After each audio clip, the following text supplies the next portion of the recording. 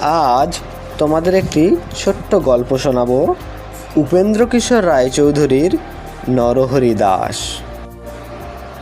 যেখানে মাঠের পাশে বন আছে আর বনের ধারে মস্ত পাহাড় আছে, সেইখানের একটা গর্তের ভিতরে একটা ছাগলছানা থাকতো। সে তখনও বড় হয়নি, তাই গর্তের বাইরে যেতে পেত না।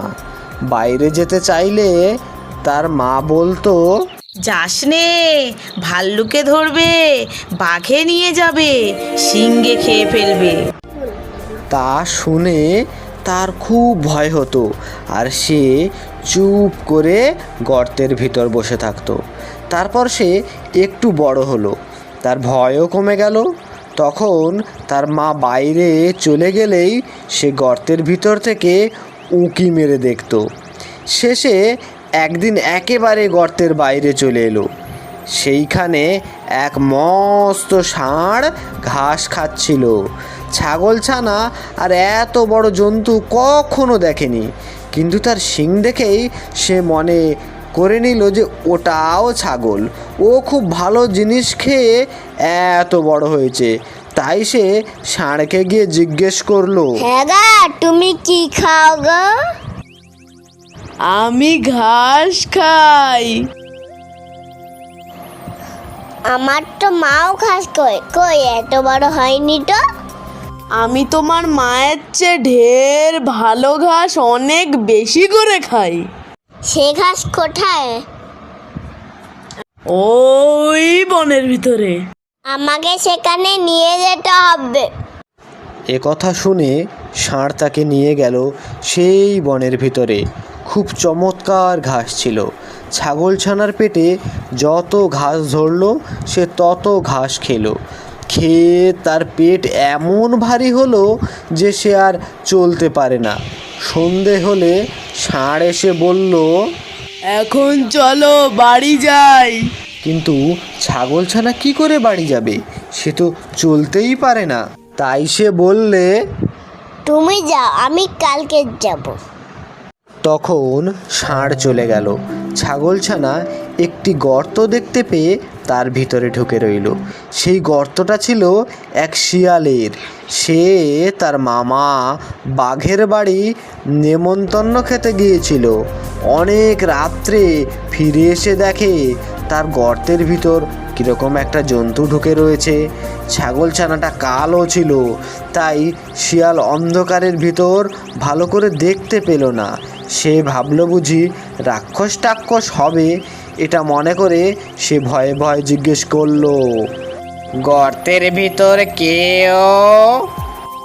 লম্বা লম্বা দাড়ি, ঘন ঘন নাড়ি, সিংহের মামা নরহরি দাস, 50 বাঘে এক এক রাত। শুনেই তো শিয়াল বাবা গো বলে দে ছুট। এমন ছুট দিল যে একেবারে বাঘের ওখানে গিয়ে তবে সে নিঃশ্বাস ফেললে। বাঘ তাকে দেখে আশ্চর্য হয়ে জিজ্ঞেস করলো, হালুম হলুম, আজকে দারুণ খেলুম। এই ভাগ্নে, এক্ষুনি গেলে আবার এক্ষুনি এত ব্যস্ত হয়ে ফিরলে যে? মামা, সর্বনাশ হয়ে গেছে। আমার গর্তে এক নরহরি দাস এসেছি। সে বলে কিনা 50 বাঘে তার এক গ্রাস। তা শুনে বাঘ ভয়ানক রেগে বললে, বটে, তার এত বড় অস্পর্ধা। চলো তো ভাগ্নে, তাকে দেখাবো কেমন 50 বাঘে তার এক গ্রাস। আমি আর সেখানে যেতে পারবো না। আমি সেখানে গেলে যদি সেটা হাঁ করে আমাদের খেতে আসে, তাহলে তুমি তো 2 লাফেই পালাবে। আমি তো তেমন ছুটতে পারবো না, আর সে বেটা আমাকেই ধরে খাবে। তাও কি হয়? আমি তোমাকে কখনো ফেলে পালাবো না। তবে আমাকে তোমার লেজের সঙ্গে বেঁধে নিয়ে চলো। তখন বাঘ তো শিয়ালকে বেশ করে লেজের সঙ্গে বেঁধে নিয়েছে, আর শিয়াল ভাবছে, এবারে আর বাঘ মামা আমাকে ফেলে পালাতে পারবে না। এমনি করে তারা দুজনে শিয়ালের গর্তের কাছে এলো। ছাগলছানা দূর থেকে তাদের দেখতে পেয়ে শিয়ালকে বলল, দূর হতভাগা, খেদিলু 10 ভাগের করি, এক ভাগ নিয়ে এলি লেজে দিয়ে দড়ি। শুনেই তো ভয়ে বাঘের প্রাণ উড়ে গিয়েছে। সে ভাবলে যে নিশ্চয়ই শিয়াল তাকে ফাঁকি দিয়ে নরহরি দাসকে খেতে দেওয়ার জন্য এনেছে।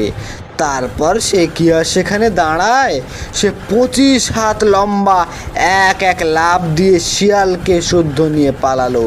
শিয়াল বেচারা মাটিতে আছাড় খেয়ে, কাঁটার আঁচড় খেয়ে, ক্ষেতের আলে ঠক্কর খেয়ে একেবারে যায় আর কি। শিয়াল চেঁচিয়ে বললে, মামা আল, মামা আল, হু হু হু। তা শুনে বাঘ ভাবে বুঝি সেই নরহরি দাস এলো, তাই সে আরও বেশি করে ছোটে। এমনি করে সারা রাত ছুটোছুটি করে সারা হলো।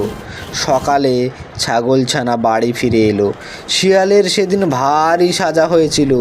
সেই থেকে বাঘের উপর তার এমনি রাগ হলো যে সে রাগ আর কিছুতেই গেল না। গল্পটা ফুলালো, মোটে গাছটা মুড়ালো। গল্পটা সাবস্ক্রাইব कर दो, कमेंट कर दो, मेरे चैनल का लाइक कर दो, सब